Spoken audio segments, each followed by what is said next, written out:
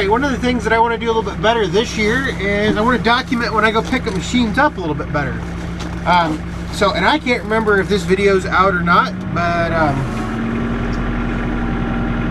I may not have finished this video, but I've been in talks with a guy to buy another 455, or at least to come go look at it. It's been a couple weeks in the making, and you top it off with all of the snow and wind and cold weather we've had. And it's just been extremely difficult for me to go look at it last couple weeks. So what we're going to do is go look at it today. It's about an hour and a half away from the house. Today is just an absolute heat wave. We're supposed to hit almost 40 degrees today, and considering a little less than 72 hours ago we were at negative, I don't know, negative 15 or so. Less than 3 days ago we were at, this is the only problem I have with this setup, I gotta pick it up and move it backwards so I don't hit the shop. A couple days ago we were at negative 34, negative 37, something like that.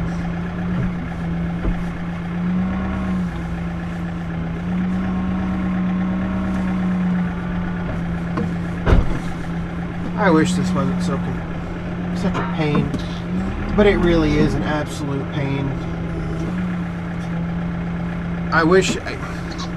This is the one thing bad about these skid steer plates from Deere. I mean, they just do not work great for doing stuff like this. I mean, the two sides are just so off that it's hard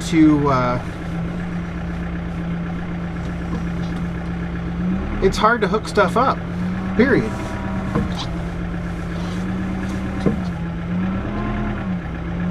You know, I'm in on one side, but the other side is so far out.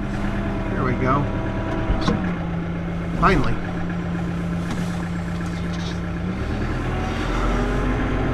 So I got that on there. Now what I need to do is, the reason I'm putting the forks on is because I have to go get the trailer out. That's the whole process for all of this. I've got a plate that I'm fixing to put on here in just a second. And that plate has to go on the forks, and then we'll wrap it around the D-ring on the pallet forks. So let me go do that. Alright. Sometimes I think I dislike days like today a little bit worse than I dislike super cold days, because everything melts when you touch it. Creating all kinds of water problems and everything else. So let's see if I can get the trailer out. I worked some this week on getting a path cut back here. There's probably a couple snowblower videos coming out before this, and a couple other things. And who knows, maybe this, at the end of the day, I'll get there and the machine's an absolute piece of junk. You never know. I mean, I've seen pictures of it. It's missing side covers and stuff like that. I mean, it is what it is. But, you know, still, I need to go look at it. So, we'll see if we can get the trailer out. Because obviously you need a trailer to put stuff on. I did come back, like I said, I did come back here and move some of the snow out from in front of the trailer. Hopefully, what I would like to do is once I get the trailer out, I'll come back in here and clean up. Normally I do not use the trailer in the winter. I just don't have much of a reason to, really. I've just got the trailer's a 2 and, wow, can't remember what it is.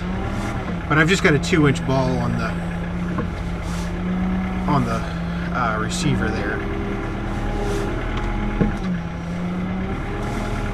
Let me see where I can see it. Problem is the the snow is underneath the tires, and so that's creating some problems. It makes it extremely difficult to maneuver because every time you turn the wheel, you're just rocking the tractor back and forth.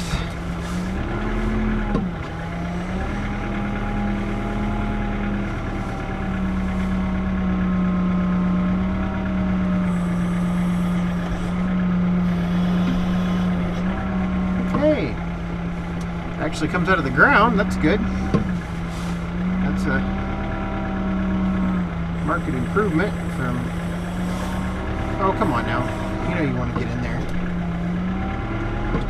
Nope. Trying to control something with this much... this setup that I have was designed for a forklift. There we go. Alright, got it. Let's see if we can drag it out of here. Woo. Back wheels in the 4066 are turning. They're spinning. There we go. Whoop. Now we're going to go sideways for a few minutes. Come on now. Turn. Turn. There you go.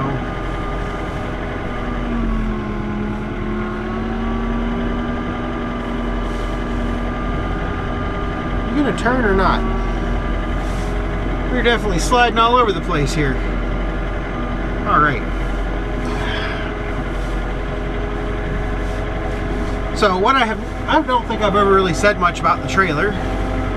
It's a 2014 PJ. I bought it brand new. I really like it. I did quite a bit of research. I wish it would have gone a little bit wide, a little bit longer.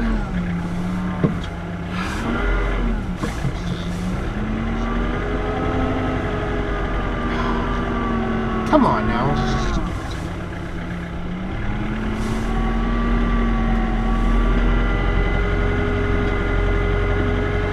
The problem is I don't have any rear attachment on right now, which I should have picked up a blade or something just for good measure. So that's my fault, and I gotta go get a blade. So when you put this much weight on the front, it just doesn't like it. Let me see if I can drop it down and get both tires on the ground. Let's see if that helps.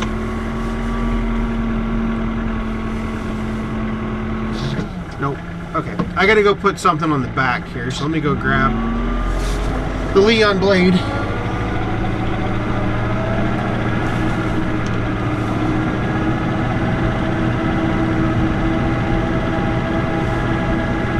There's nothing on the 3-point that just didn't give me enough weight on the rear, and I just don't have any traction whatsoever.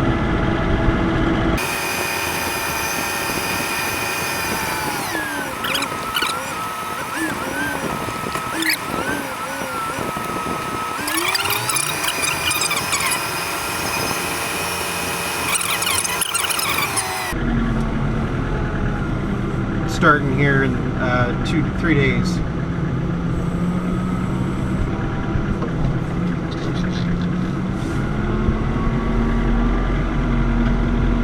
It's amazing how much just a couple 100 pounds of ballast will do for a machine in terms of handling characteristics.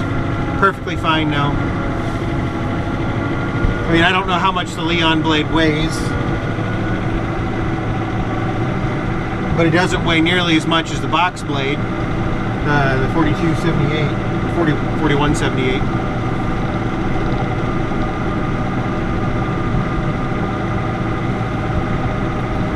But now that I got the trailer out, oh, I was telling you about the trailer. Bought the trailer brand new, actually custom ordered it.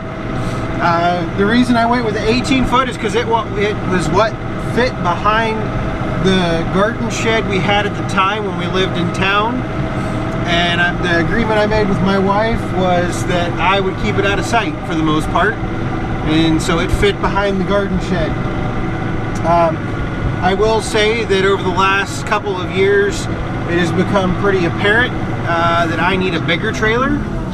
However, bigger trailers cost money, and so know, I don't know if I'll ever get a, I know I'll get a bigger trailer eventually. I just don't know when that will be. So I'm gonna drop the trailer off right here. And the reason I have a 2-inch ball in there is make it easy to hook up stuff like this. I don't go out on the road with it or anything. Now we're gonna drop the blade back where it was.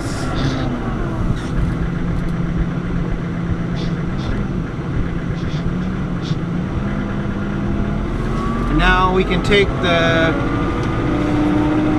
plate back to where it was.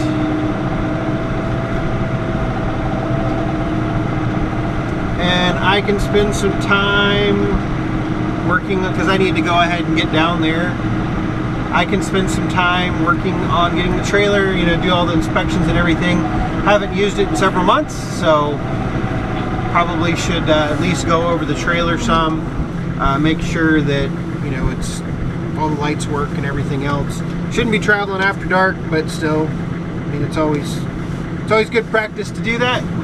So I'm gonna go get the plate off.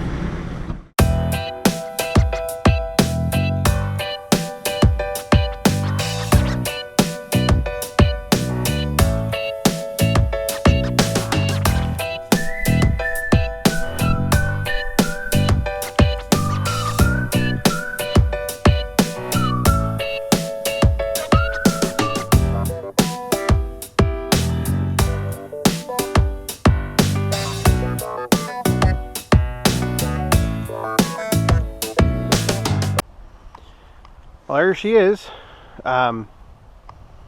Evidently probably 2000. The serial tag's gone, but the radiator tag says 12/6 of 99.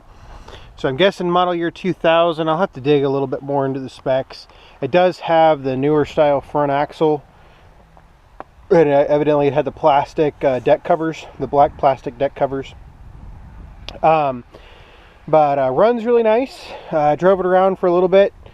Clearly it is missing the side panels, so we'll have to get a side panel, maybe have to get a hood.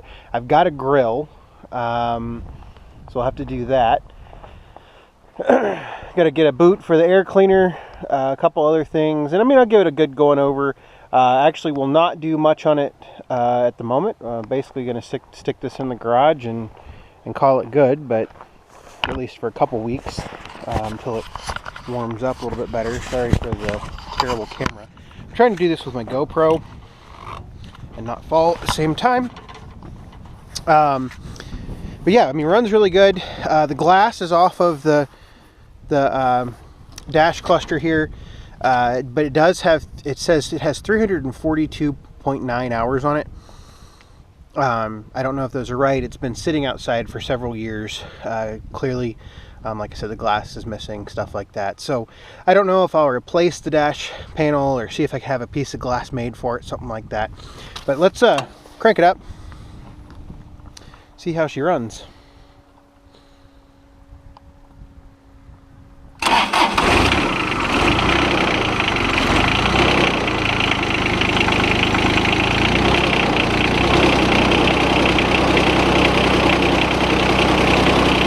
It has a really nice sound to it.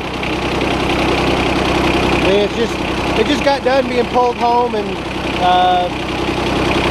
temp right now outside's 35. That helps you gauge, you know, it running and everything. And I have no earthly idea about the condition of oil and whatnot in it. We'll let it sit here and warm up for just a minute, and then we'll give it some throttle and see how she handles. I mean, it doesn't smoke or anything, so I mean, the engine runs really nice, starts right up, and you heard it start up. The steering seems nice and responsive. The engine itself has no leaks.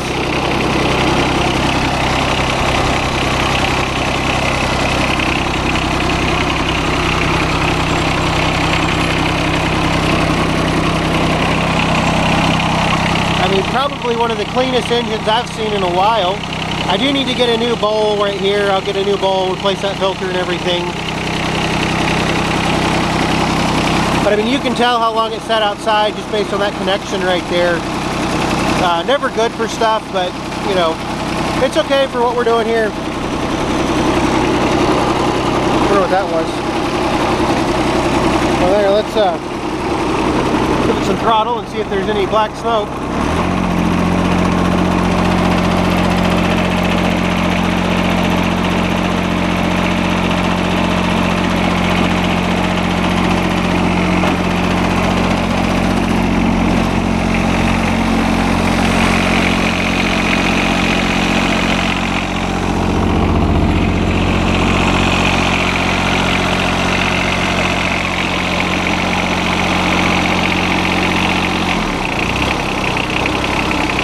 Here we go.